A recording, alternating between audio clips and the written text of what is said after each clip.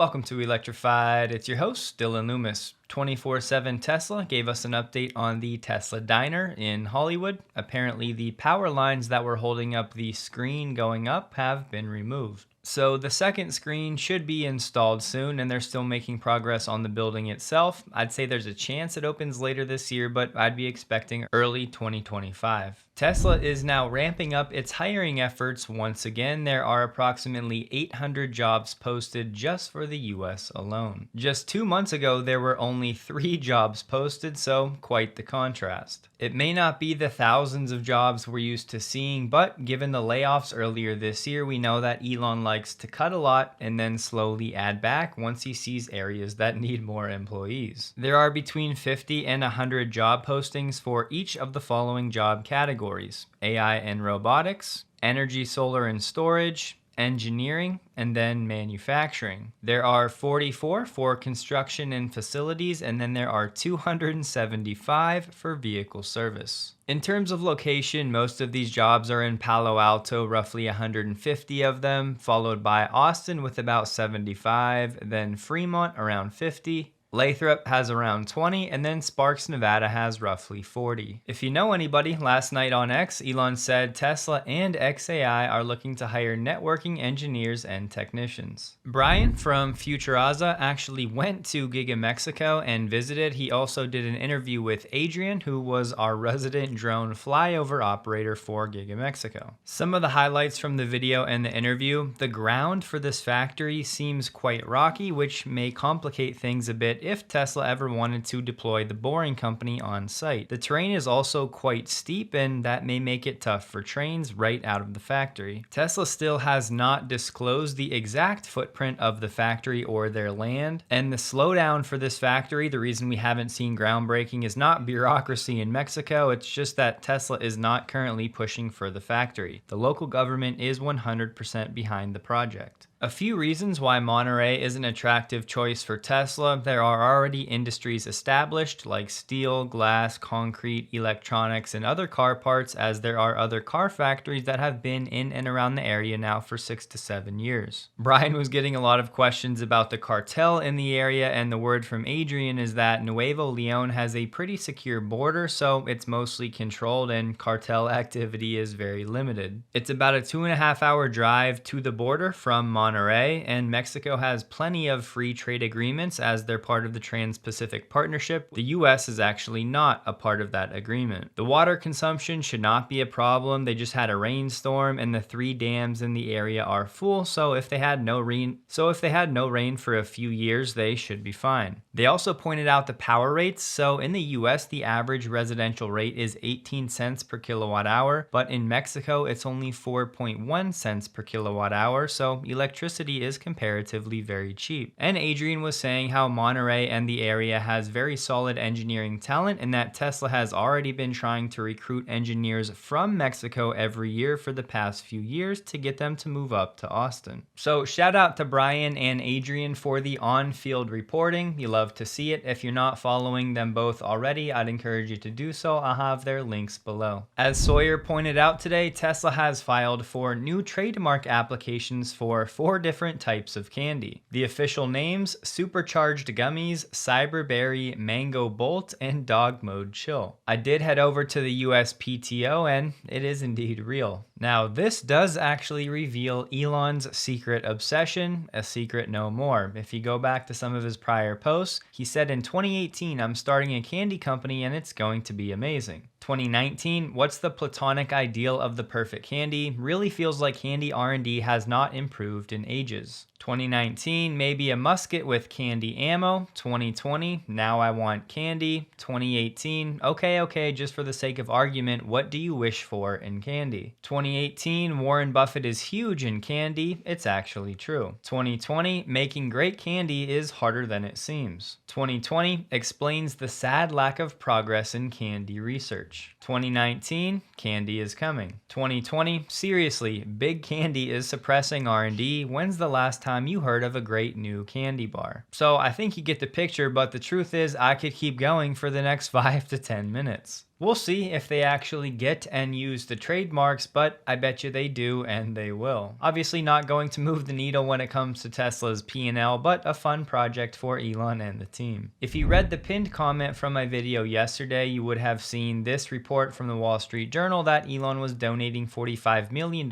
per month to a pro-Trump super PAC. To that, Elon shared a meme that said fake news, and news was GNUS, which yes is an animal, also known as wildebeest. And the meme is funny because these news have human legs. As always with Elon's public denials like this, we don't know if he's playing a semantics game. Maybe it's just that the amount was slightly off, or maybe he hasn't donated yet at all. But I wanted to correct that pinned comment, and just FYI, sometimes if there is breaking news after the video is already uploaded, I'll put it in the pinned comment. But Elon did donate $100,000 to the families of those that were wounded or killed over the weekend at the rally, which is just a gut-wrenching tragedy for the comparator family, but the GoFundMe has already raised over $5 million of the $1 million goal. Tesla China sales are off to a good start for the first 2 weeks. The number for this week came in at 11,400. So quarter over quarter, Tesla is up 120%. And looking at the year-over-year figure for the first 2 weeks in quarter 3, Tesla's up 36%. However, there is an asterisk for this quarter-over-quarter number because week 1 of quarter 2 was when China had the tomb sweeping holiday from April 4th to the 7th. Because of that, sales were very slow in week 1. What if I told you that the government was requesting your information from your internet service provider? The websites you visit, what you search for on Google, and the time at which you do it all. For decades now, it's been known that the NSA has been intercepting Americans' internet communications. Not only this, but ISPs can sell your data to corporations as well. So yeah, that's just one reason why I'm still using Surfshark years later after first checking it out to support Matt Farrell from Undecided. Surfshark, the sponsor of this video, improves your online privacy by routing all of your web traffic through an encrypted connection to a remote server. And not even Surfshark keeps a log of your online activity. Using Surfshark means your ISP can no longer see or sell your online activity. And if even the Reddit comments are positive, you know the service is good. No matter where you're at globally, Surfshark can help you access Netflix content. Cyber News just did a 2024 review of Surfshark, and it was rated as one of the best, and the only dislike they had was the introductory offer was too good. Their review praised how Surfshark offers numerous features and actually tells you how many servers it has, how it's evolved and improved over time,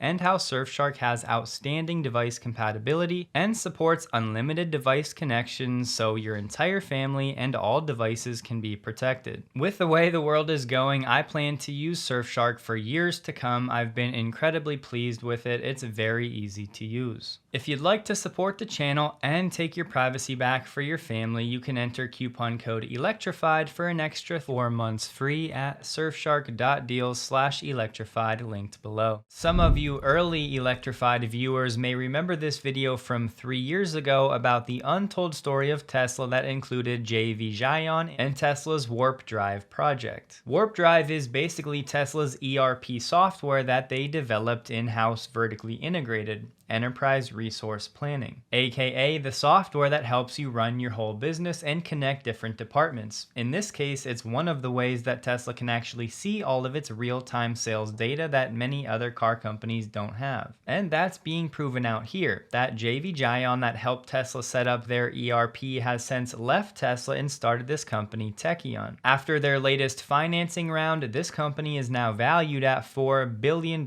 with a B. An early investor said selling cars is a big chunk of the American GDP and the industry needed better tech. The startup has grown so much it's on its way to being a publicly traded company within the next 2 to 3 years. And they still see significant growth potential for Techion because there are still a lot of prospective customers, especially as car dealership ownership consolidates. Techion is not yet profitable, but its goal is to be at break even by next year. Just remember, a lot of the Tesla efficiency that we've come to know can be attributed directly to Tesla taking the time and money to actually establish their own ERP software. Most companies just go off the shelf something from maybe SAP or Oracle and then customize within that framework, but Tesla didn't choose that route. Fun fact, BMW's venture capital arm iVentures was actually an early investor in Techion. I'm sure you've seen or heard a comment by now of somebody saying that, well, after 3 or 4 years, Teslas need a new battery and it's going to cost $30,000, so I'd never buy one. Next time you hear that, remember you can go right to the warranty, as Tesla said at the least you're covered for 8 years or 100,000 miles. So if something were to happen to the battery after 4 years, it's not coming out of your pocket. I'm going to read this post from AJ because Elon did respond to this. Democrats are upset Elon's voting Republican. They should remember Biden called Mary Barra the leader in EVs. The Biden administration did not allow Tesla to attend the EV summit at the White House. Biden's administration nearly pushed through the EV tax credit, excluding non-unionized EV makers. And as we talked about yesterday, Biden has played a role in weaponizing federal agencies against Elon and his companies. Just so you have an idea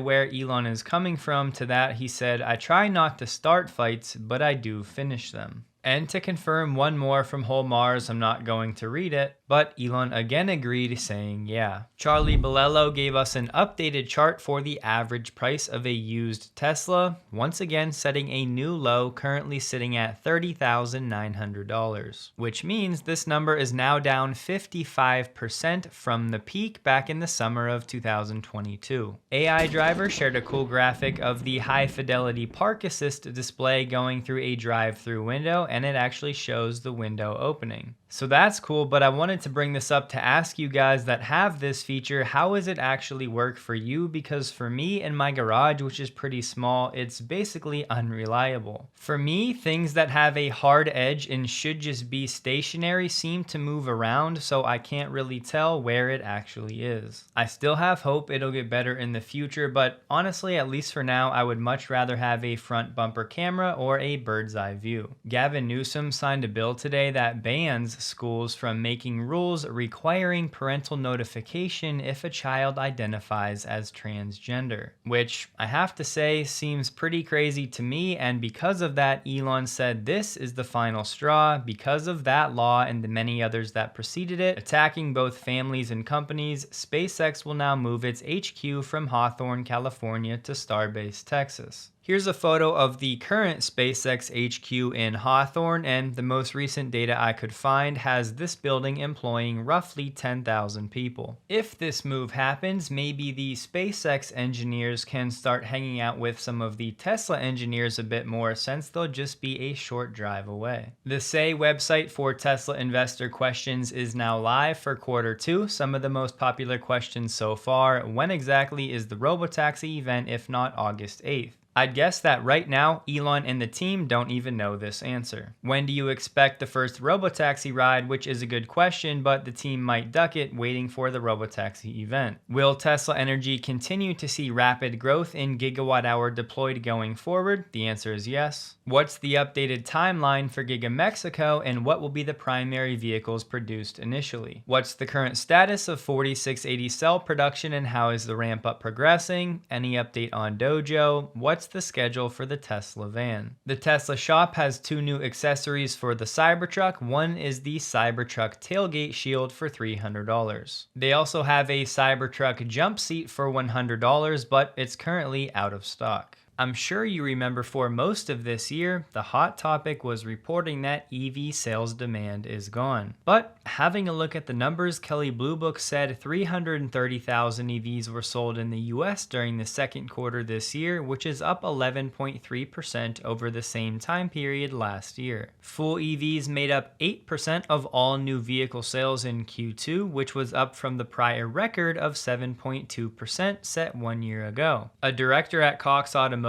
said EV sales exceeded expectations during a record-breaking quarter. Increased competition is leading to continued price pressure, gradually boosting EV adoption. In the US, behind the Model Y and 3, which still lead the way, was Ford's Mach-E, selling 12,600 in the second quarter. The 2025 Lucid Air has retaken the US crown for EV efficiency from Hyundai's Ioniq 6. Thanks to Lucid adding a heat pump and a few other features, they've achieved 5 miles per kilowatt hour of energy in EPA testing. The 2025 Air Pure will start at the same price as the outgoing year model, $71,000, but it will have an additional 10 miles of range. It also has new computer processing hardware and Dream Drive Premium. Lucid's driving assistance software will be standard across the lineup. It's a great accomplishment for Lucid. It's no surprise they have some of the most efficient powertrains on the market. I did check on fueleconomy.gov. They do not have Lucid's 2025 lineup yet, but for 2024, the Lucid Air Pure gets 137 miles per gallon equivalent. For comparison, the 2024 Model 3 rear-wheel drive gets 132. Also, just for comparison, most of Tesla's lineup will fall in the middle 3s to low 4s when it comes to miles per kilowatt hour. To do that calculation on your own, you just take the range of the vehicle and then divide it by the battery pack size. Holmars said Tesla does not need subsidies, the other unprofitable EV makers do, to which Elon said take away the subsidies, it will only help Tesla. Also remove subsidies from all industries. This one is somewhat out of the scope, but I think it's really cool. Andre Karpathy just announced that he's starting an AI education company called Eureka Labs. The teacher designs the course materials, but they're supported, leveraged, and scaled with an AI teaching assistant who is optimized to help guide the students through them. The teacher and AI symbiosis could run an entire curriculum of courses on a common platform. Their first product will be the world's obviously best AI course, and it'll be an undergrad level class that guides the student through training their own AI. Andre said his default thinking is that the content itself is free and permissively licensed.